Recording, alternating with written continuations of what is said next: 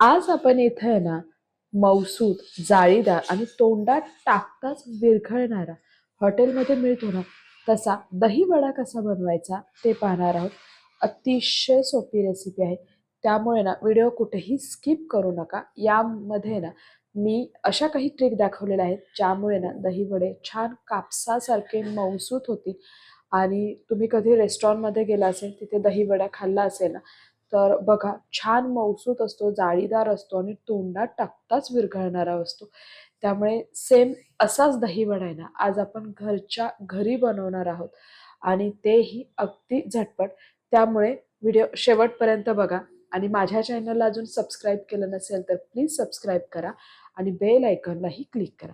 नमस्कार, कृष्णाज रेसिपी मराठीमध्ये तुम्हा सर्वांचं मनपूर्वक स्वागत आहे. आणि आज आपण इथे बनवणार आहोत हॉटेल स्टाईल दहीवडा. तर दहीवडा बनवण्यासाठी आहे ना इथे मी 2 कप उडीद डाळ 2 ते 3 वेळा स्वच्छ पाण्याने धुवून घेतल्यानंतर ना भरपूर पाणी घालून साधारणतः 4 तास भिजत ठेवलेली आहे. त्याचबरोबर आहे ना इथे ना 1 वाटी मूग डाळ घेतलेली आहे. ही मूग डाळ सुद्धा 2 ते 3 वेळा स्वच्छ पाण्याने धुतल्यानंतर सेम 4 तास भिजत घातलेली आहे. दोन्हीही डाळी छान भिजलेल्या आहेत. आता या डाळीमधलं आपल्याला सगळं पाणी काढून घ्यायचं आहे आणि या दोन्ही डाळी आहे ना आपण मिक्सरला छान बारीक वाटून घेणार आहोत. त्यासाठी आहे ना इथं मिक्सर जारमध्ये सुरुवातीला मी इथं उडीद डाळ ऍड करणार आहे आणि ही उडीद डाळ छान गंधासारखी आपल्याला बारीक वाटून घ्यायची आहे. तर उडीद डाळ वाटताना एक गोष्ट लक्षात ठेवायची की यामध्ये पाण्याचं प्रमाण जास्त असलं नाही पाहिजे. अगदी आहे ना 1 टेबल स्पून पाणी आपण यात घालून आहे ना ही डाळ छान बारीक वाटून घ्यायची. डाळ शक्यतो घट्ट असली पाहिजे, म्हणजे आपण जे पीठ बनवणार आहोत ना डाळीचं ते छान घट्ट असलं पाहिजे. त्यामुळे जर गरज पडली ना तर अगदी 1 चमचा पाणी घालून ही डाळ वाटून घ्या. खूप जास्त पाणी घालायचं नाही. हे पीठ आहे ना छान घट्टच असलं पाहिजे. तर हे बघा इथे ना ही डाळ छान गंधासारखी बारीक वाटून झालेली आहे आणि तुम्ही बघू शकता की हे पीठ किती घट्ट आहे. पातळ असलं नाही पाहिजे, तरच आपले हे वडे परफेक्ट होणार आहेत. त्यामुळे एक गोष्ट लक्षात ठेवायचं की उडदाची डाळ वाटताना आहे ना आपल्याला हे पीठ छान घट्ट असलं पाहिजे, छान मऊसूद वाटायचं आहे आणि पाण्याचं प्रमाण आहे ना कमी वापरायचं आहे. तर इथे ना हे बघा सगळी उडदाची डाळ छान बारीक वाटून झालेली आहे. तुम्ही बघू शकता हे पीठ कितपत घट्ट आहे आणि डाळ ही उडदाची डाळ वाटून झाल्यानंतर आहे ना आता आपण इथे वाटणार आहोत मुगाची डाळ. येस. तर उडदाची डाळ वाटून झालेली आहे ती बाजूला ठेवूया आणि मुगाची डाळ वाटायला घेऊया. त्यासाठी मुगाच्या डाळीतलं सगळं पाणी काढून घेतलेलं आहे आणि ही मुगाची डाळ आहे ना संपूर्ण म्हणजे साधारणतः मी इथं 1 वाटीच घेतलेली होती, त्यामुळे सगळी ही या मिक्सर जारमध्ये बसत आहे. त्याच्यामुळे ही 1 वाटी मूग डाळ मी मिक्सर जारमध्ये ऍड करणार आहे आणि अजिबात पाण्याचा वापर न करता ही मुगाची डाळ आपल्याला छान बारीक वाटून घ्यायची आहे. कारण आहे ना मुगाची डाळ पाणी न घालता छान वाटली जाते, म्हणून इथे पाण्याची कसलीही आपल्याला गरज पडत नाही. आणि हे बघा मुगाची डाळ मी छान बारीक गंधासारखी वाटून घेतलेली आहे. आता आहे ना ही मुगाच्या डाळीचं पीठ आहे ना हे आपण ह्या उडदाच्या डाळीच्या पिठामध्ये ऍड करणार आहोत आणि ही दोन्हीही पीठ आहे ना आपल्याला छान मिक्स करून घ्यायचे आहे. तर दही वडा बनवताना आहे ना नेहमी लक्षात ठेवा की यात मुगाची डाळ पण घाला. त्याच्यामुळे ना दही वडे छान मऊसूत कापसासारखे होणार आहेत. येस. आता हे हे बघा दोन्हीही पीठ आहे ना मी छान मिक्स करून घेणार आहे. जेवढं हे पीठ चांगलं मिक्स होईल ना तेवढे आपले वडे परफेक्ट होणार आहेत. छान कापसासारखे ते मऊसूत होणार आहेत. तर हे बघा इथे ना आता हे पीठ छान मिक्स झालेलं आहे. आता हे जे पीठ आहे ना हे आपल्याला साधारणतः एक 7 ते 8 मिनिटं छान फेटून घ्यायचंय. त्यासाठी मी काय केलेलं आहे चमचा बाजूला काढून घेतलेला आहे आणि हाताने ना हे पीठ छान फेटून घेणार आहे. जेव्हा आपण हे पीठ फेटतो ना तेव्हा हाताची उष्णता लागून ना हे पीठ आहे ना छान हलकं फुलकं होतं आणि त्यामुळे काय होतं की आपण जे वडे बनवतो ना ते छान असे हलके फुलके बनले जातात. तर एक 7 ते 8 मिनिट मी हे पीठ एकसारखं छान फेटून घेतल्यानंतर आहे ना रेडी झालेलं आहे. आता हे रेडी कसं झालेलं आहे हे कसं ओळखायचं ते मी दाखवते. तर एका डिशमध्ये ना थोडंसं पाणी घ्यायचं आणि त्यामध्ये ना ह्याचं पीठ आहे ना पाण्यात आपल्याला सोडायचं आहे आणि हे बघा तुम्ही बघू शकता हे पीठ आहे ना खाली तळाला नाही जाऊन बसलं तर ते पाण्यामध्ये ना छान असं पोहायला लागले, तरंगायला लागलेलं आहे. याचाच अर्थ असं की वड्यांसाठी आपलं हे पीठ परफेक्ट फेटलं गेलेलं आहे. त्याच्यामुळे 10 मिनिटं छान फेटून घ्या आणि आता पीठ मी बाजूला ठेवून दिलेलं आहे. आता इथे दही घेतलेलं आहे, साधारणतः 2 वाटी दही मी इथे घेतलेलं आहे. आणि हे मसाले आहेत, जे मसाले आपल्याला वड्यांवरती आपण भुरभुरणार आहोत, त्याच्यामुळे हे मसालेही आपल्याला तयार करून घ्यायचे आहेत. तर सर्वात आधी आपण दही बनवायला घेऊया. त्यामध्ये मी साधारणतः 2.5 टेबलस्पून पिठी साखर ॲड केलेली आहे आणि अगदी अर्धा टीस्पून आहे ना, मी इथं काळं मीठ ॲड करणार आहे. साधं मीठ नाही वापरायचं, काळं मीठ वापरायचं. यामुळे काय होतं, की दह्याला आहे ना छान चव येते आणि हे दही आहे ना आपल्याला छान फेटून घ्यायचं आहे.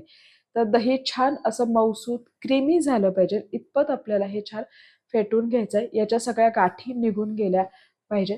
तर एक 2-3 मिनिटं आपण हे दही छान फेटून घेणार आहोत. कारण जेवढं दही छान मऊसूत, क्रीमी असेल ना, तेवढे ते वडे दिसतही सुंदर आणि चव लागतेही छान. येस, तर हे बघा एक 10 मिनिटं मी हे दही छान फेटून घेतलेलं आहे. दही आपलं रेडी झालेलं आहे. आता दही वड्यासाठी दही थंड लागतं. त्यासाठी ना मी हे दही फ्रीजमध्ये थंड होण्यासाठी ठेवून देणार आहे. आणि दही फ्रीजमध्ये ठेवल्यानंतर आहे ना, आपण हे जे कोरडे मसाले घेतले होते ना, ते सगळे मसाले मी ॲड करणार आहे. इथे मी घेतलेलं आहे बेडगी मिरची, जिरे पावडर, आमचूर पावडर आणि काळं मीठ. अजून एक साहित्याचं प्रमाण मी खाली डिस्क्रिप्शन बॉक्समध्ये दिलेले आहे. येस, आता हे सगळे मसाले आपल्याला ॲड करायचे आहे. तुम्हाला इथे आमचूर पावडर नसेल घालायची तर तुम्ही चाट मसालाही घालू शकता. पण मी ह्याच मसाला घालून आहे ना मसाला बनवते आणि हा मसाला ज्यावेळेस दही वड्यावर वर आपण भुरभुरतो ना, तेव्हा दही वड्याची चव आहे ना अप्रतिम लागते. आता हे कोरडेच मसाले ना आपण सगळे छान मिक्स करून घेणार आहोत. तर जे काळं मीठ आपण घेतो ना, त्याच्यात कधी-कधी गाठी असतात, त्या गाठी छान फोडून घ्यायच्या आहेत. आणि हे बघा आपला हा मसाला रेडी आहे. आता आपण दही वड्यासाठी वडे बनवायला घेऊया. तर त्यासाठी ना इथे मी पिठामध्ये चवीपुरतं मीठ घातलेलं आहे. आता या पिठात आहे ना तुम्ही बारीक हिरवी मिरची कट करून घालू शकता किंवा तुम्ही आल्याचे छोटे-छोटे काप करूनही यामध्ये ॲड करू शकता. आल्याचे काप टाकल्यावर छान चव येते.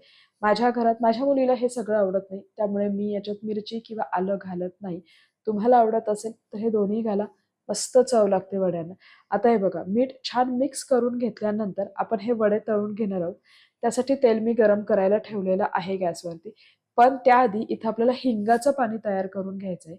त्यासाठी एका बाउलमध्ये मी कोमट पाणी घेतलेलं आहे. त्यात थोडंसं मी चवीपुरतं मीठ घालणार आहे आणि अगदी पाव चमचा इथं मी हिंग घालणार आहे. हे हिंगाचं पाणी आपल्याला वड्यासाठी बनवायचं आहे. वडे भिजवावे लागतात आणि या हिंगाच्या पाण्यामुळे ना वड्याला चव खूप सुंदर लागते. म्हणून हे हिंगाचं पाणी आपण बनवून घ्यायचंय. आता इथे पाणी रेडी आहे आणि साइड बाय साइड मी तिकडे तेलही गरम करायला ठेवलं होतं. तेल चांगलं गरम झालेलं आहे. मीडियम फ्लेमवर आपल्याला तेल छान गरम करून घ्यायचंय. तेल हाय फ्लेमवर नाही गरम करायचं. तेलाचं टेम्परेचर खूप हाय नसलं पाहिजे. मीडियम फ्लेमवर तेल गरम झाल्यानंतर अगदी थोडंसं इथं मी पिठं सोडलेलं आहे, पिठाचा गोळा आणि हे बघा पटकन तो आहे ना तेलामध्ये असा वडा छान पोहत आहे. छान तो तरंगला गेलेला आहे. म्हणजे याचा अर्थ तेल चांगलं तापलं गेलेलं आहे. आता याच्यात आहे ना एक-एक करून मी वडे सोडणार आहे आणि वडे सोडल्यानंतर आहे ना चमच्याने आपल्याला लगेच हलवायचे नाहीत. तर जेवढे या कढईमध्ये बसतील ना तेवढे वडे मी इथे सोडून घेतलेले आहेत.